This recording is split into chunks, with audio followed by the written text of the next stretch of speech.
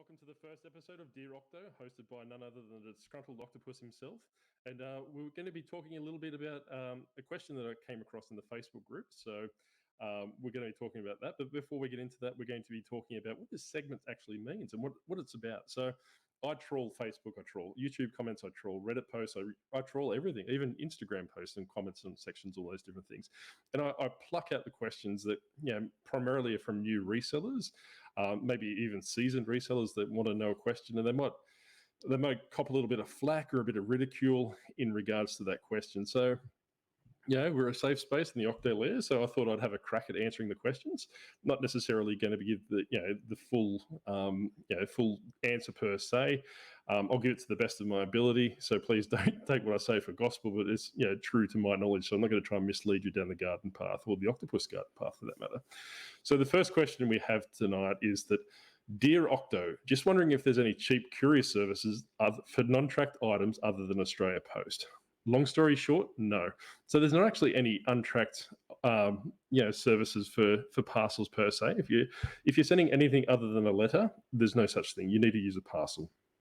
So, obviously the dodgy Australians that we are, myself included, is that we use untracked letter services for parcels. So, if you're sending a DVD or a video game or, a little trinket that's less than 2 centimeters thick, you're technically going against the terms and conditions of Australia Post, because it needs to be a letter, right? So the hazards that you will run into with an untracked letter is that if there's a crankier postmaster than the disgruntled octopus, you could potentially be charged for under postage. So you'll accrue the standard rate up to about $10, $11 plus probably administration fee on top of that.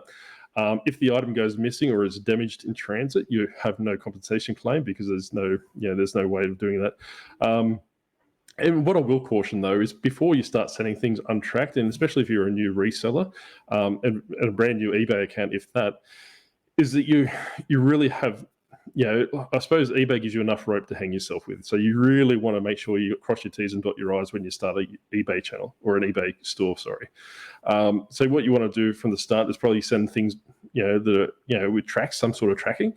Even the green envelopes that people use, I have seen them use and have seen them mentioned in other YouTube channels and other YouTube influencers has said that before. And they're also the same thing, right? So unless you're getting the very, very big envelope, their all purpose is for letters, okay? So any insurance claims for those, they won't be processed because, you'll have to take the item to the post office, then they'll see it doesn't conform with what the requirement is, and it will get rejected. So you got that. So you'll also you'll lose the item, and you'll also lose the customer. They'll probably possibly leave you a negative feedback. And if that happens quite frequently, especially when you have a new account, your time on eBay is going to be very limited. And as you're probably aware already, but talking to other people in the reselling community, is that we don't have many options other than eBay, especially for online platforms. So if you lose eBay, you're pretty much outside of the reseller game unless you think outside the box. So to the second part of that question, is there any courier services for non-tracked items other than Australia Post? So the way Australia Post operates is legislated that they need to provide a mail services to every man and their dog, right? So regardless of your station in life, if you're poor, you're wealthy, and everywhere in between, you have access to a human right, which would be mail, right? So they're legislated by law to do that, so that they need to provide that service, and that's why they provide that stamp service. If Australia Post wasn't regulated by law or legislation, they wouldn't have the untracked letter service. Everything would be parcels, and they'd be charging whatever the free commercial rate is. So going back to that, because companies such as Sendle, and I'll use Sendle as an example, they operate in a free market, so that they're not interfered with by government. So there's no requirement for them to provide an untracked service. The way that Sendle works is they use I suppose an economic series called excess capacity from a business. So if we think of things like 100%, so my beloved Tech and Sports, he would operate his business at 100%. So when he was in his heyday, he potentially did 250 items a day, and that was 100% for the capacity that his business could operate at. If we think of that in terms of a courier service, so they buy potentially off, just say Qantas, for example, 100 parcels to to ship to various locations within Australia and around the world. So they may only have 70 customers come in per day that ask to post items around Australia, around the world. So they've potentially got an excess capacity of 30 parcels a day that they're paying for, but they're not actually utilising. So in essence, they're losing 30% of their capacity that they could be using. So the way that Sendle comes in is they come up to the couriers like Couriers Please and Aramex and whoever else they employ. I'm not too sure because I don't use them, and they say, hey, look, whilst you've got that excess capacity of 30 parcels a day, we're going to pay you. If I was a private customer and I slithered into Couriers Please, they may charge me $10 to send a parcel. Where Sendle comes up to them and say, hey, look, we can guarantee you 30 parcels to get your capacity back to 100%. However, we're going to pay 20 cents or 50 cents for that capacity. So, Fastway or, Couriers Please or Aramex will accept that offer because they're guaranteed to meet the capacity.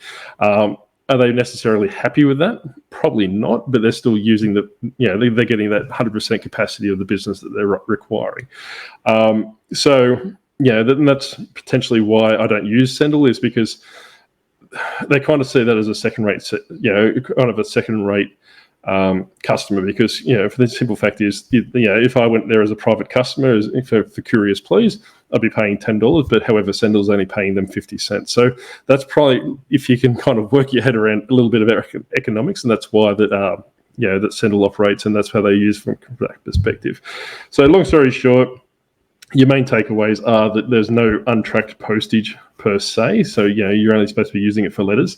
That could change at any time. So like I said, a new CEO could come into Australia Post and really hammer down because they could be potentially bleeding money in the untracked letter system. So in the sense that, where they could be getting $10, $11, $12 per parcel, instead of $2.20 or $2.40, whatever the going rate is at the moment. That's a potentially thing. So what you need to do is also work into your business how you're going to rectify that if that comes up to the situation where Australia Post starts rejecting untracked letters. I hope that answered your question, dear watcher. But well, that's all the Octopus has for you tonight. We'll troll some more Facebook and more Reddit posts tomorrow for another question. But thank you very much. Make sure you like, comment, and subscribe, and let me know if you like this type of format. But until then, we'll see you next time. Bye.